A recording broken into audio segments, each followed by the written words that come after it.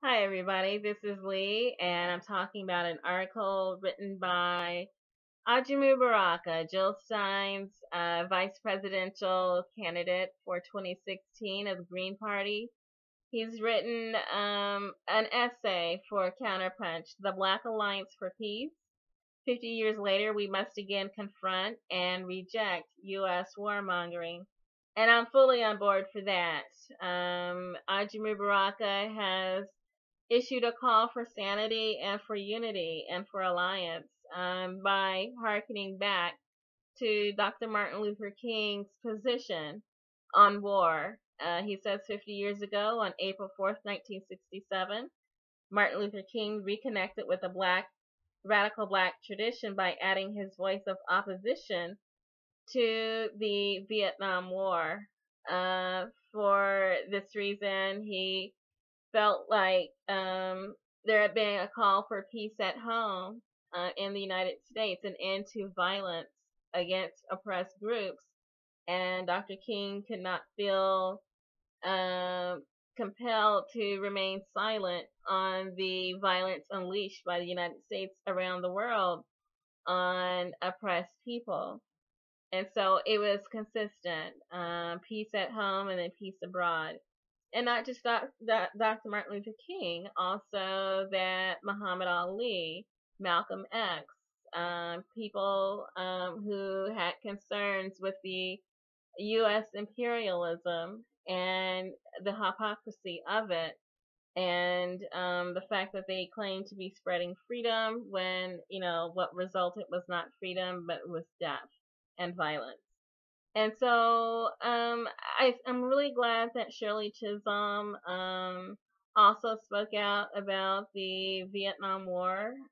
She was a founder of the Congressional Black Caucus, one of the founders, and she was anti-war. She was against the Vietnam War. She was against military expansion, weapons development. She was against policies that took money needed domestically for people here at home on social programs, education, healthcare, environment, things like that, spending here at home. And the fact that the military was taking that budget to expand its weapons development and using that to unleash terror and violence all around the world. It was a problem then, it's a problem now. And so, of course, Dr. Martin Luther King made those connections.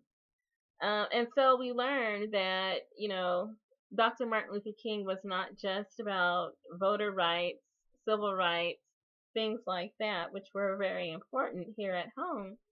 But then he also concerned himself with economic equality, economic justice, with the striking sanitation workers.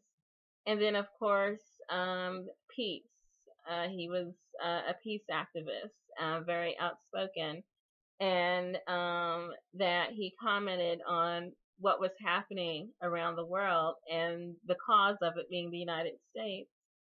And so we look at that, and we look at Dr. Martin Luther King, his positions, and we look at Shirley Chisholm, her positions against the Vietnam War, against unrestrained military spending. And then we look at what the Congressional Black Caucus is doing today and how it's anti everything that Dr. Martin Luther King and Shirley Chisholm, the founder of the Congressional Black Caucus, what they stood for.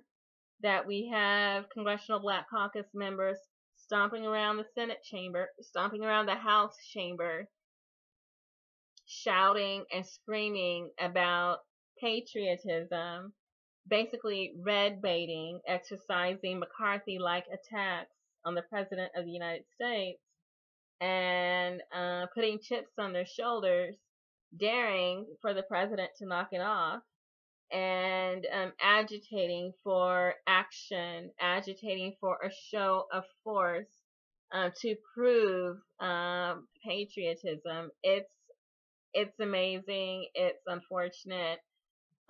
It's definitely not in line with history. This is not where we came from. And so Ajamu Baraka is saying that it's time for a movement. It's time for a coalition.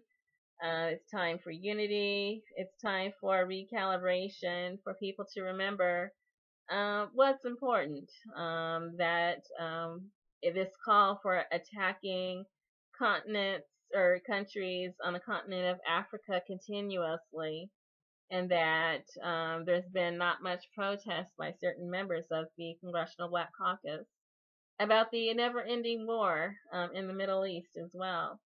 And so Ajamu Baraka is saying that it's time for a black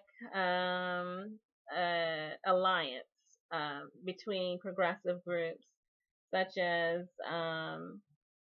the Movement for Black Lives Matter, the Black is Black Coalition, the Black Left Unity Network, things like that, a Black Alliance for Peace.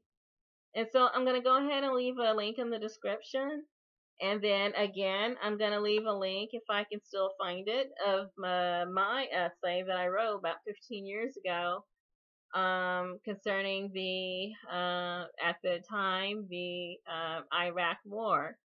And the fact that people seem to forget that Black dissent is an American tradition, that it is usually Black left groups who are the voice of reason when it comes to war, and how since the arrival of Hillary Clinton and Barack Obama to the federal government, that has changed, that we now have certain members of our House of Representatives, the Congressional Black Caucus, who are actually now warmongering, and it's just not fitting history, and things are kind of gotten a little bit out of control.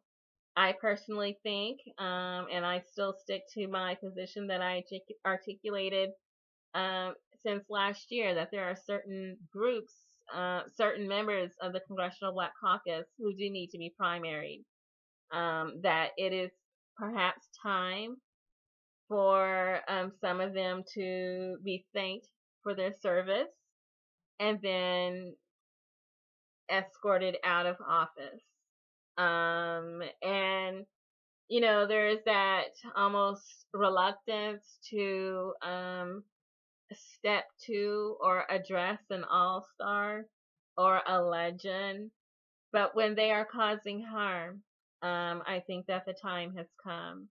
So I'm going to go ahead and leave a link to this article in the description, and then my article, and people can kind of get an understanding of what they see is happening and what they feel should be done. Good luck.